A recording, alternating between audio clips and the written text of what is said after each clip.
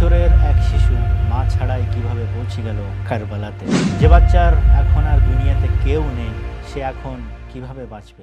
এক বাহরাইনি শহীদের বাবা যে তার ছেলের জানাজায় অশ্রু ঝরালেন। বিসমিল্লাহির রহমানির রহিম। আসসালামু আলাইকুম ওয়া রাহমাতুল্লাহ। প্রিয় দর্শকবৃন্দ, আজ এই ভিডিওতে আমরা এই তিনটি কাহিনী বিস্তারিতভাবে জানব।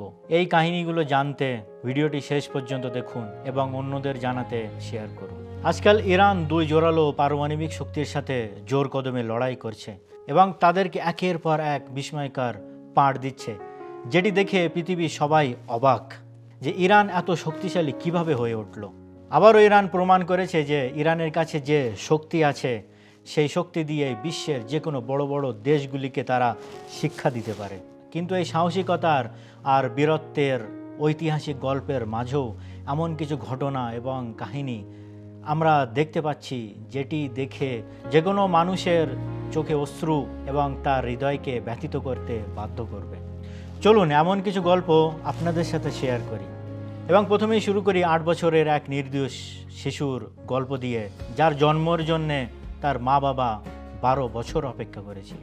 পুরো পৃথিবী শুনেছে আমেরিকা এবং ইসরায়েলের হামলার কারণে ইরানের একটি প্রাথমিক স্কুলে 160 জনেরও বেশি নির্দোষ শিশু নিজেদের প্রাণ হারিয়েছে এবং শহীদ হয়েছে।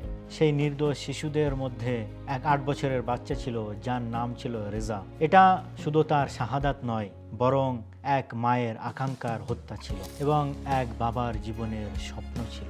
যে সন্তান পাওয়ার আশায় একটি বাবা ও মা 12 বছর সিজদায় কেঁদেছে এবং দোয়া করেছে, হে আল্লাহ, আমাদেরকে একটি নেক সন্তান দাও। তারপর সেই মা রসুলের পুত্র ইমাম আলী রেজা আলাইহিস সালামের ওসিলায় আল্লাহের কাছে সেই দোয়া আবার পুনরায় করতে থাকলেন। অবশেষে আল্লাহ সেই মায়ের কথা শুনলেন এবং তাকে একটি সন্তান দান করলেন। এটা শুধু একটা পুত্র সন্তান ছিল না, এটি ছিল একটি মা বাবার আকাঙ্ক্ষা পূর্ণ হওয়া। ওই পুত্র সন্তান সেই মা বাবার জীবনকে একটি নতুন রঙে ভরে দিল। চোখের সামনে সেই ছোট্ট বাচ্চা আস্তে আস্তে 8 বছর বয়সী হয়ে উঠল এবং সেই নির্দোষ বাচ্চা একদিন সকালবেলা হাসতে খেলতে স্কুল যাওয়ার জন্য বের হলো।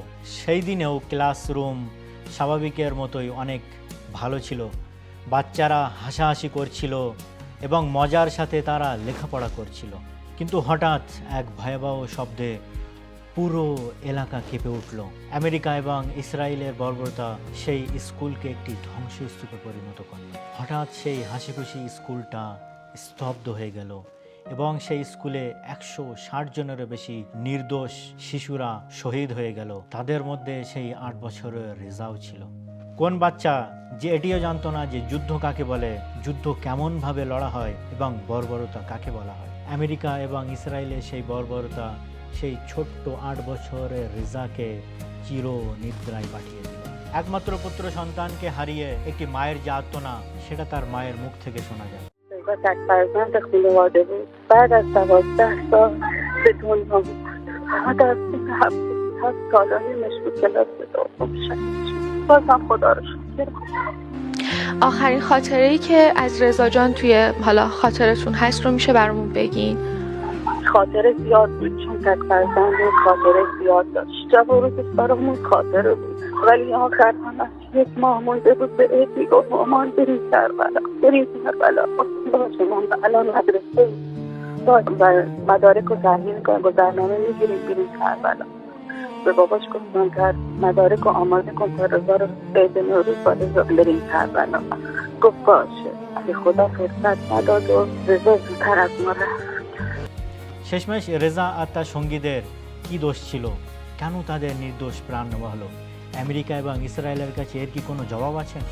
কিন্তু এখানে একটি মা তার একমাত্র সন্তানকে হারানোর পরও বিশ্ববাসীর জন্য একটি বার্তা দিচ্ছে। সে অবশ্যই দুঃখ পালন করছে, কিন্তু তার সাথে সাথে আল্লাহের শুকরিয়া আদায় করছে যে আমার একমাত্র সন্তান শহীদ হয়েছে। এবার আসুন দ্বিতীয় কাহিনীটা আপনাদের সামনে তুলে ধরি। সেটা ছিল তেহরানের এক নিরীহ শিশুর, যে তার মা বাবাকে খুঁজছিল, কিন্তু সে হয়তো জানেও না যে তার মা বাবা এই দুনিয়াতে আর নেই।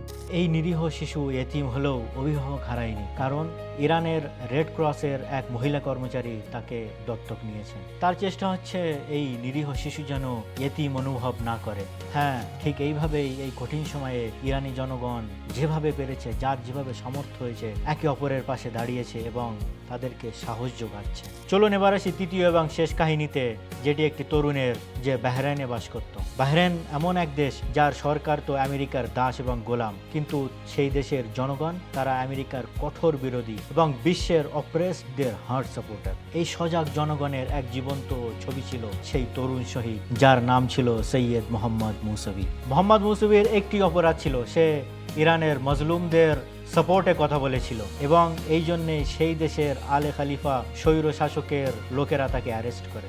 সৈয়দ মোহাম্মদ মুসাবি এর আগেও আলে খালিফার জেলে 1 বছর কাটিয়েছে, কিন্তু এইবার অ্যারেস্ট করার 1 সপ্তাহ পরে তার লাশকে ফেরত দেওয়া হয়। মোহাম্মদ মুসাবির লাশ দেখার পর এটি স্পষ্ট হয়ে যায় যে আলে খালিফার কর্মকর্তাদের নির্যাতনের ফলেই তার শাহাদাত হয়েছে। কিন্তু সালাম হোক এই তরুণ শহীদের পিতার উপর, যে নিজের তরুণ বেদনাদায়ক ছেলের শাহাদাতে ক্রন্দন না করে আল্লাহর শুকরিয়া আদায় করছেন। রাহেবারে শহীদ আয়াতুল্লাহ ইমাম খামেনেই বলতেন, আমরা অত্যাচারিত, মজলুম, কিন্তু আমরা বীর, সাহসী এবং বুদ্ধিমান জাতি। ঠিক তেমনি আমাদের মহান ইমাম আলী ইবনে আবি তালিব আলাইহিস সালাম, যিনি অত্যন্ত মজলুম এবং অত্যাচারিত ছিলেন, কিন্তু তার সাথে সাথেও তিনি বীর, শক্তিশালী এবং বুদ্ধিমানও ছিলেন।